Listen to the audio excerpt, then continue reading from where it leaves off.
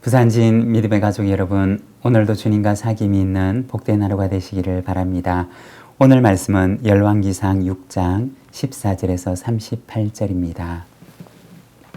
솔로몬이 성전 건축하기를 마치고 백향목 널판으로 성전의 안벽 곧 성전 마루에서 천장까지의 벽에 입히고 또 잣나무 널판으로 성전 마루를 놓고 또 성전 뒤쪽에서부터 20규빗 되는 곳에 마루에서 천정까지 백향목 널판으로 가로막아 성전의 내소 곧 지성소를 만들었으며 내소 앞에 있는 외소 곧 성소의 길이가 40규빗이며 성전 안에 입힌 백향목에는 박과 핀 꽃을 아로새겼고 모두 백향목이라 돌이 보이지 아니하며 여호와의 언약궤를 두기 위하여 성전 안에 내소를 마련하였는데 그 내소의 안은 길이가 20규빗이요 너비가 20규빗이요 높이가 20규빗이라 정금으로 입혔고 백향목 제단에도 입혔더라.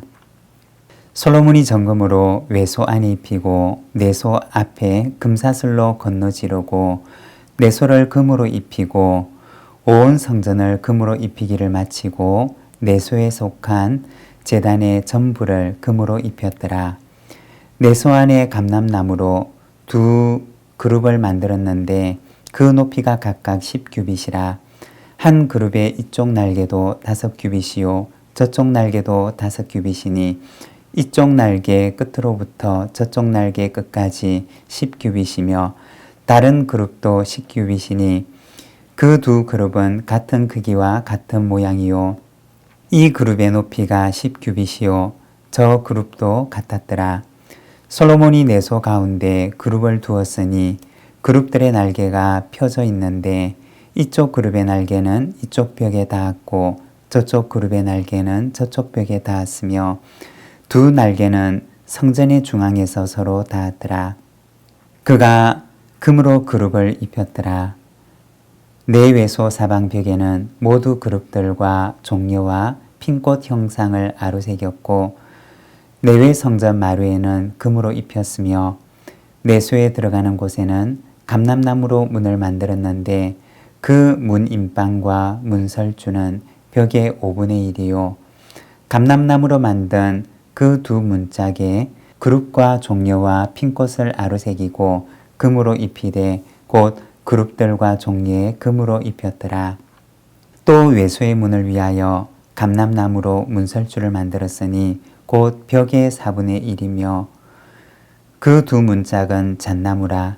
이쪽 문짝도 두 짝으로 접게 되었고 저쪽 문짝도 두 짝으로 접게 되었으며 그 문짝에 그룹들과 종려와 핀꽃을 아로새기고 금으로 입히되 그 새긴 데에 맞게 하였고 또 다듬은 돌 3켜와 백향목 두꺼운 판자 1켜로 둘러 안뜰을 만들었더라. 넷째 15월에 여호와의 성전 기초를 쌓았고 11째 해 불월 곧 8째 날에 그 설계와 식양대로 성전 건축이 다 끝났으니 솔로몬이 7년 동안 성전을 건축하였더라. 아멘. 오늘 우리가 함께 읽고 있는 말씀에서는 솔로몬 성전의 내부의 모습을 보여주고 있습니다. 37절과 38절입니다. 넷째 해 15월에 여호와의 성전 기초를 쌓았고 11째 불월 곧 8째 달에 그 설계와 식양대로 성전 건축이 다 끝났으니 솔로몬이 7년 동안 성전을 건축하였더라. 솔로몬이 지었던 성전은 솔로몬 즉위 4년 15월 즉 둘째 달에 시작을 해서 솔로몬 11년 8째 달에 마치게 됩니다. 총 7년 6개월간의 과정을 거쳐서 성전 건축이 완성되었던 것입니다. 그러면 솔로몬 성전의 모습은 어떻게 구상을 하고 어떤 설계를 따라 지어졌던 것일까요? 사실 솔로몬 성전은 솔로몬의 설계에 따라 지어진 것이 아니었습니다.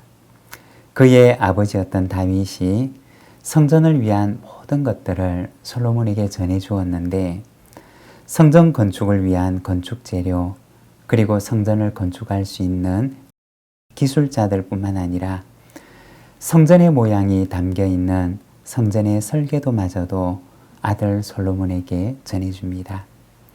역대상 28장 19절의 말씀을 보면 이렇게 말씀합니다. 다윗이 이르되 여호와의 손이 내게 임하여 이 모든 일의 설계를 그려 나에게 알려주셨느니라. 다윗이 성전 건축에 관한 모든 것을 솔로몬에게 넘겨주고 위탁을 하는데 성전을 어떻게 지어야 하는지 그 모양이 담겨져 있는 설계도까지 넘겨줍니다. 그러면 다윗은 어떻게 성전에 대한 설계도를 그릴 수가 있었던 것일까요? 역대상 말씀을 보면 여호와의 손이 내게 임하여 이 모든 일의 설계를 그려 나에게 알려주셨다 라고 말씀을 합니다. 하나님께서 아주 세밀한 부분들까지 성전에 대해서 이 다윗에게 알려주셨던 것입니다. 그런데 이것은 시간을 거슬러 올라가 보면 모세가 지었던 성막도 마찬가지였습니다. 모세가 시내산에 있을 때 하나님께서는 모세에게 성막을 어떻게 만들어야 하는지 아주 세밀한 부분까지 지시하셨습니다. 그리고 모세는 부살렐과 올리압과 같은 이들의 도움을 받아서 하나님께서 보여주셨던 그 모양을 따라서 성막을 만들게 됩니다. 다윗에게 보여주셨던 이 성전도 역시 동일하였습니다. 성전의 모든 부분들은 다윗의 머리에서 혹은 솔로몬의 머리에서 나온 것이 아니었습니다. 하나님께서 말씀해 주신 것이었고 하나님께서 보여주신 모양을 따라 성전을 짓게 되었던 것입니다. 오늘 우리가 읽은 말씀은 성전 내부의 모습을 어떻게 만들었는지 아주 세밀한 부분까지 이야기를 합니다. 오늘 본문은 사실 우리가 읽기에는 조금 어려울 수가 있습니다. 왜냐하면 그림으로 표현되어야 할 부분들을 모두 말을 통해서 전달하기 때문에 우리가 이해하기에는 조금 어려울 수가 있습니다. 29절에서 32절입니다. 내 외소 사방벽에는 모두 그룹들과 종려와 핀꽃 형상을 아로새겼고 내외 성전 마루에는 금으로 입혔으며 내소에 들어가는 곳에는 감람나무로 문을 만들었는데 그 문 인방과 문설주는 벽의 5분의 1이요. 감람나무로 만든 그 두 문짝에는 그룹과 종려와 핀꽃을 아로새기고 금으로 입히되 곧 그룹들과 종려에 금으로 입혔더라. 여기 보면 성전의 안을 어떤 재료와 어떤 문양들로 장식을 했는지를 보여줍니다.